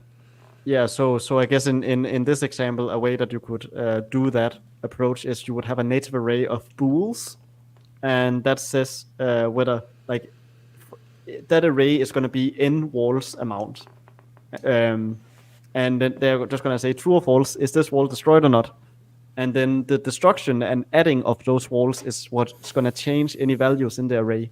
But actually, like reading whether something is added or destroyed is going to be happening from the entity, and therefore you don't have to do a whole lookup. It's just going to be a like this point in the wall knows that it's going to point to this part of the array.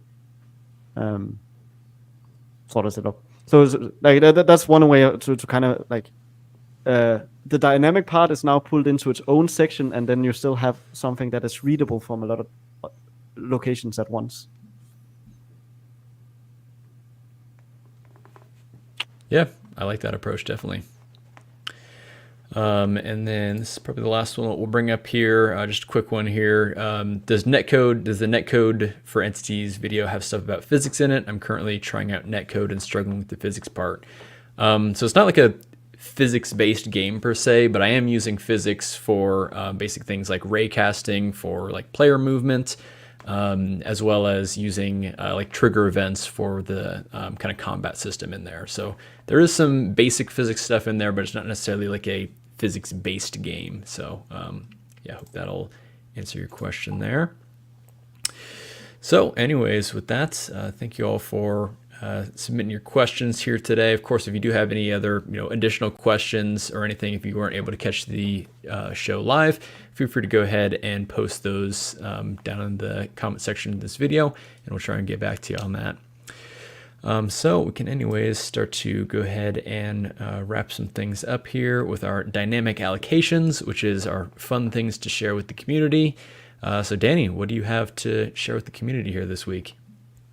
Yeah, actually, why did I stop sharing my screen? Because I'm gonna have to share it again now. Bring it right back. Yeah, that's what I'm gonna do now. Let me see if everything looks fine. Yeah, it does. Good. So open my links and pretend like I was prepared the whole time. Oh yeah, no, I was definitely prepared always. No, okay, so I'll show off a little tool that I use pretty much every day. Sadly, it does only work on Windows, but I think Mac is performing better than Windows anyways in this regard, so it's probably fine. Because something Windows is very slow at is searching through stuff. Like if I want to search for, I don't know, writer, that took a while, and that doesn't even include every single file on my machine, and that's very annoying. So right, and then also the Windows File Explorer search tool is horribly slow. Yeah, exactly. So much of the file system searching capabilities of Windows is fairly slow. So it's nice to have a tool that enables you to search through your entire machine very fast. And that's what everything is. So everything is the name of a tool made by a company called Void Tools, I think. Void Tools, yep. Yeah. Like, oh, I want to find all my unity.exe. Unity.exe. Oh, I'm searching. Unity crash. Unity crash. Unity crash. Unity crash. Yeah, I should probably do the because otherwise it's not gonna like really show how quick it is. Like it's almost like key type. Like I press a letter and it will update live. Yeah, it's absolutely like very instant. It's blazingly fast. And you can like, oh, I want to do folder searching. Then you just like add a slash in front, and then now I'm only searching in app data folder. And then I'm finding Unity I don't know, editor.log. Yeah, there's very powerful things you can get with this, and this has helped me so much because you can like filter out different file types and everything like that, and it like the speed at which you can search for things is so quickly because it's like oh, I'm thinking of like this document, I either called it like this or this, and it's like I can quickly like type in those keywords that I think might be in like the file name, and it's like, okay, nope, it's not there. Or like, okay, that gives me like 1,000 entries, but maybe I can like filter this down a little bit more by a specific file type, and it's like, boom, there, I got it. It's like I would have never found that otherwise, just like searching through all these hierarchies on my computer and everything. Yeah, and like I have a computer that is like, I don't know, 10 terabytes in size, my desktop, and it does it in the same speed as that. Yeah. And that to me is impressive. Multiple terabytes, just instant.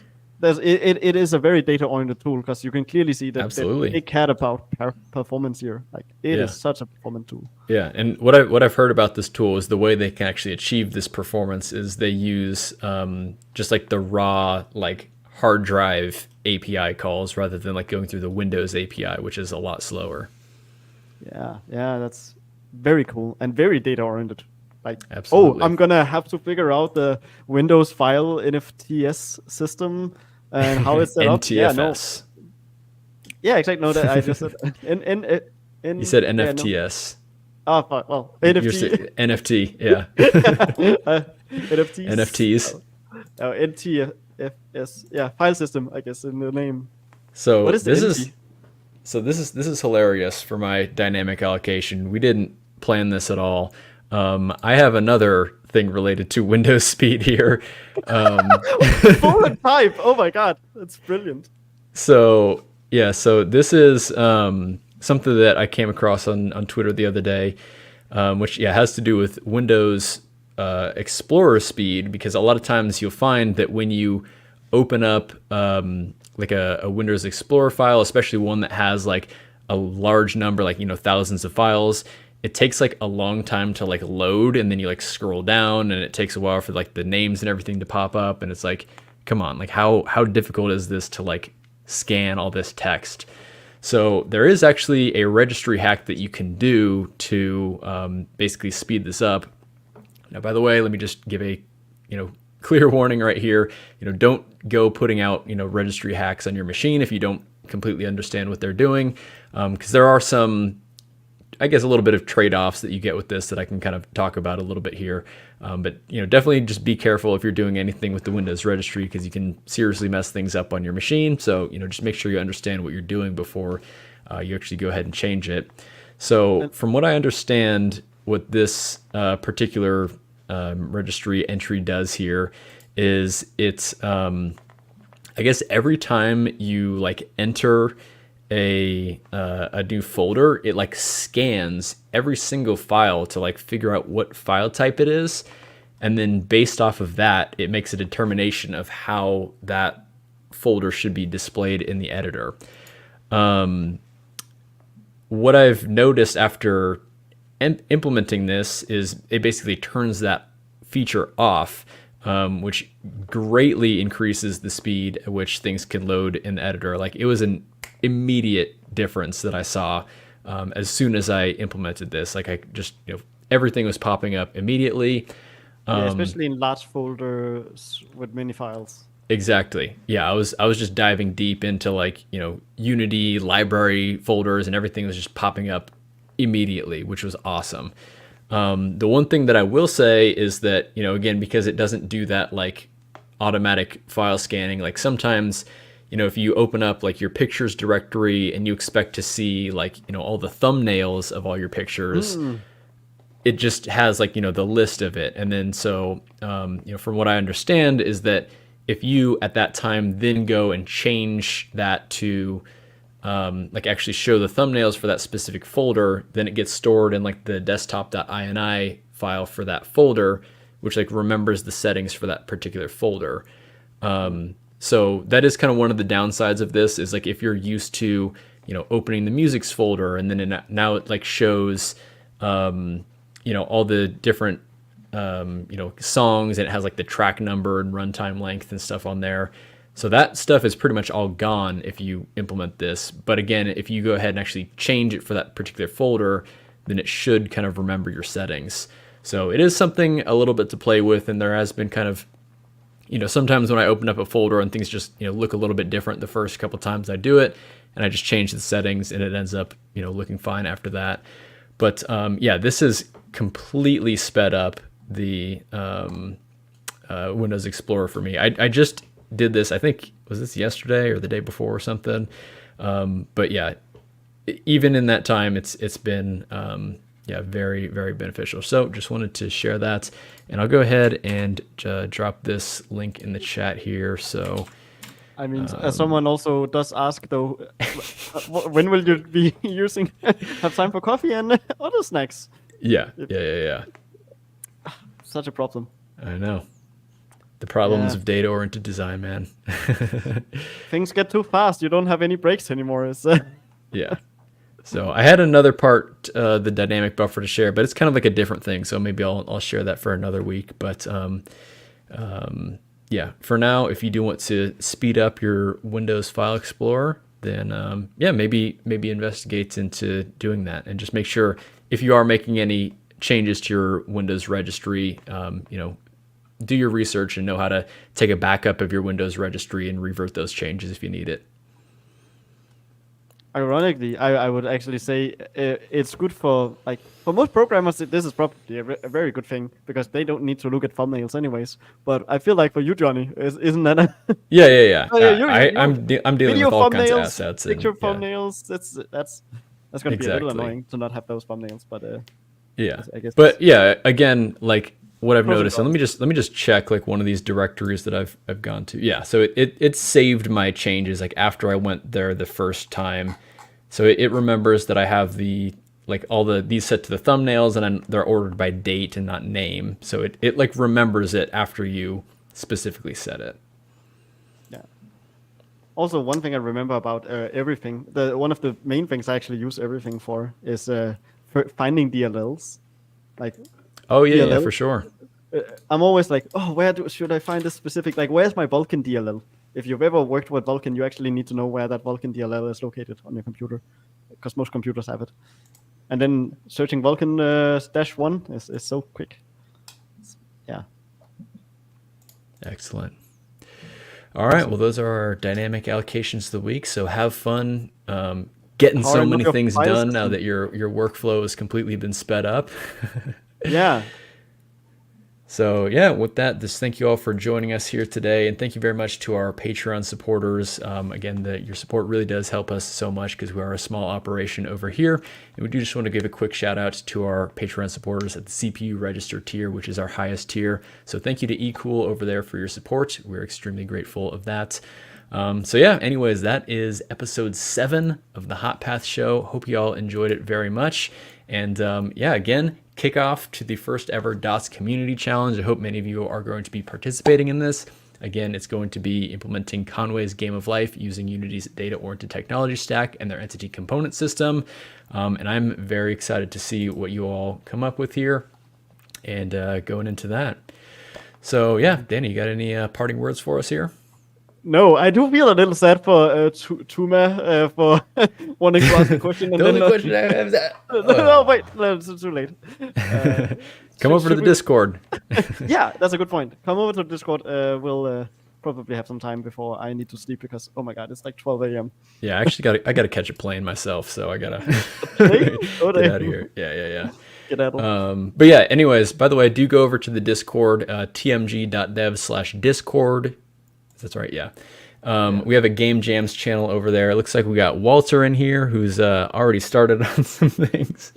What is he making? Minesweeper in the editor? Oh, he used the Odin inspector to create a giant grid inside the inspector. That's awesome. Oh, nice. So yeah, if you are going to be participating in the DOTS Community Challenge, go to the Game Jams channel in the Discord and feel free to share your progress along the way. So anyways, with that, hope you all have a fantastic rest of your day, and we'll see you next week for our Netcode for Entities special episode of the Hot Path Show. See ya.